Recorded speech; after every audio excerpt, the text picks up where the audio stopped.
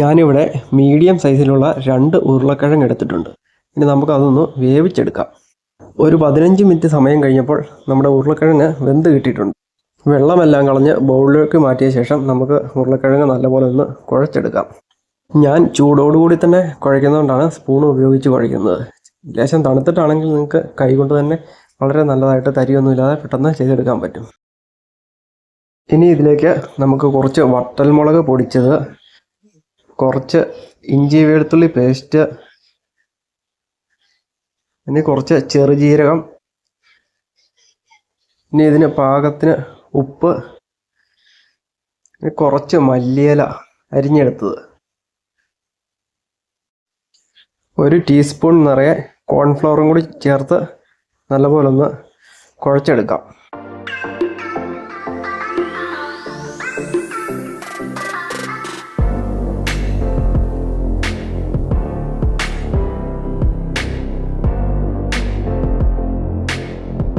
ഉരുളക്കിഴങ്ങ് ചേരുവകളെല്ലാം ചേർത്ത് നന്നായിട്ട് മിക്സ് ചെയ്തെടുത്തിട്ടുണ്ട്. ഇനി നമുക്ക് കയ്യിലേക്ക് ഇതുപോലെ കുറച്ച് ഓയിൽ തൂത്തിട്ട് ചെറിയ ഉരുളയാക്കി എടുത്ത് അതൊന്ന് ഷേപ്പാക്കി എടുക്കാം.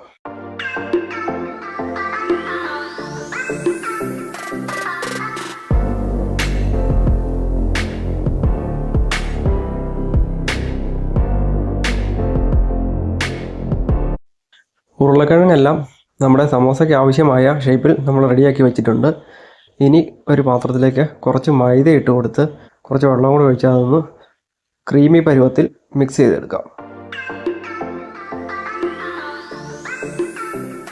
അതിനുശേഷം നമുക്ക് ഒരു ചപ്പാത്തി എടുത്ത് നമ്മൾ റോൾ ഷേപ്പ് ആക്കി വെച്ചേക്കുന്ന ഉരുളക്കിഴങ്ങിൻ്റെ വീതിക്ക് ഒന്ന് കട്ട് ചെയ്തെടുക്കാം. ഇനി കട്ട് ചെയ്തെടുത്ത ചപ്പാത്തി നമുക്ക് ഒന്ന് റോൾ ചെയ്തെടുക്കാം. അതിനുശേഷം കുഴച്ച് വെച്ചിരിക്കുന്ന മൈദ അത് പുരട്ടി കൊടുക്കാം. എണ്ണയിലിടുമ്പം പറഞ്ഞു പോകാതെ ഒട്ടിയിരിക്കാൻ വേണ്ടിയാണ് നമ്മൾ അങ്ങനെ ചെയ്യുന്നത്.